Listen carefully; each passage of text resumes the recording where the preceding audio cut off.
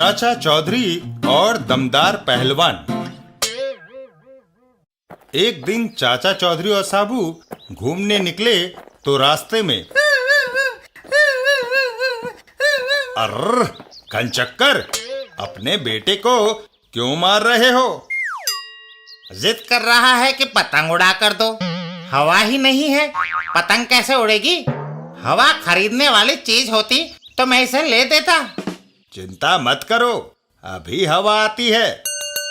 अरे भाई साबू, जरा 2-4 फूके मार देना। अभी लो चाचा जी। और साबू फूक मारना शुरू करता है। साबू की फूक से पतंग हवा में उड़ जाती है। वाह, मजा आ गया। दूसरे दिन आछू! आछू! अरे साबू, क्या हो गया?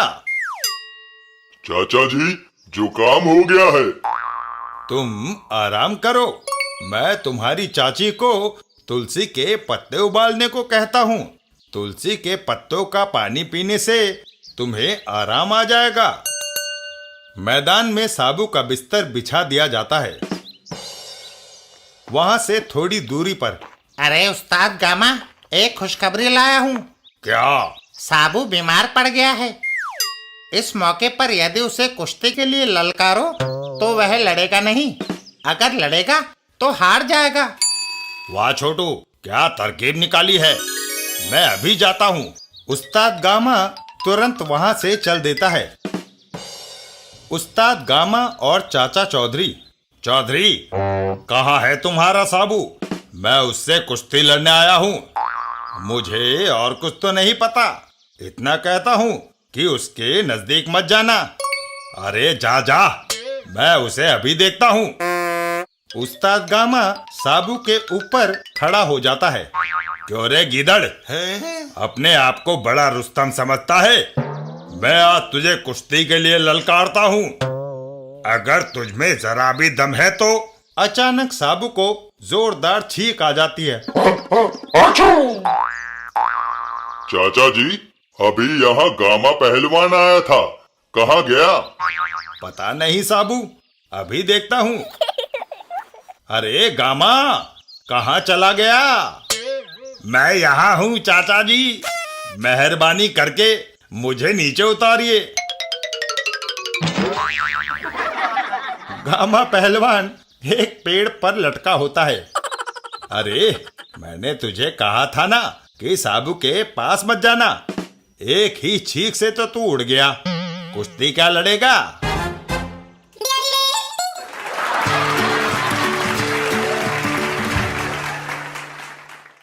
चाचा चौधरी और धड़ाम भड़ाम। दिवाली वाले दिन पटाखे। अरे साबू, कहाँ से आ रहा है? अपने को बाजारू चिटपटियों में मजा नहीं आता, इसलिए पटाखों की फैक्ट्री से स्पेशल एटम बम बनवाया है।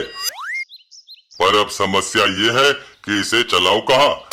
अगर आबादी वाले इलाके में चलाता हूँ तो इसके धमाके से आसपास के मकान ढेर हो जाएंगे। ये खाली जगह ठीक है। साबू, ये जगह मकान बनाने के लिए साफ करनी है। ये टीला हटाने में हमारी मदद करो।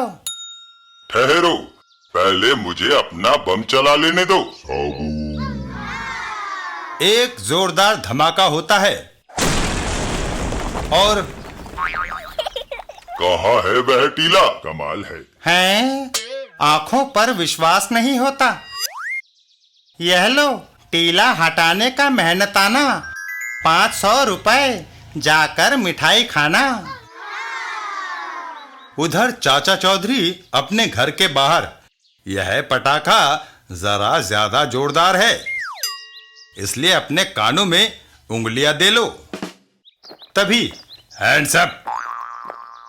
चौधरी, स्मगलरों के गिरोह ने मुझे तुम्हारा सफाया करने के लिए 1 लाख रुपया देना मंजूर किया है, इसलिए मरने के लिए तैयार हो जाओ। मरने से पहले तुम्हारी कोई आखिरी इच्छा हो तो बताओ।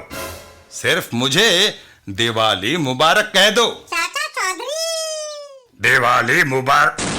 तभी एक जोरदार धमाका होता है और बड़ा जेम्स बॉन्ड का कारतूस बना फिरता था।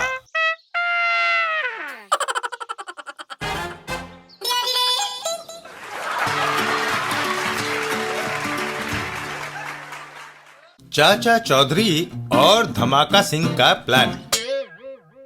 एक दिन धमाका सिंह डाकू गोबर सिंह के पास आया।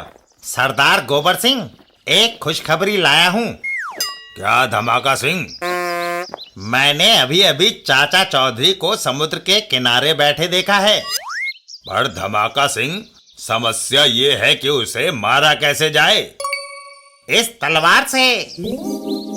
चाचा चौधरी वहां बेखबर बैठा समुद्र की लहरों का नजारा ले रहा है। तुम जाओ और पीछे से तलवार का एक ऐसा हाथ मारो कि सिर धड़ से अलग हो जाए। दोनों चल देते हैं। सरदार, आओ मेरे साथ, आज हमारी कामयाबी का दिन है। समुद्र के किनारे पहुंचकर वो देखो, चाचा चौधरी बैठा है। तुम पीछे से जाओ और एक ही वार से उसका काम तमाम कर दो। वाह धमाका, तो सचमुच लाजवाब आदमी है। डाकू गोबर सिंह हाथ में तलवार लिए चाचा चौधरी के पीछे पहुंचता है और वार करने के लिए हवा में तलवार को उठाता है। तभी उसके पैरों के नीचे से जमीन खिसक जाती है। ठंडी रेत में काफी देर आराम कर लिया, अब उठना चाहिए।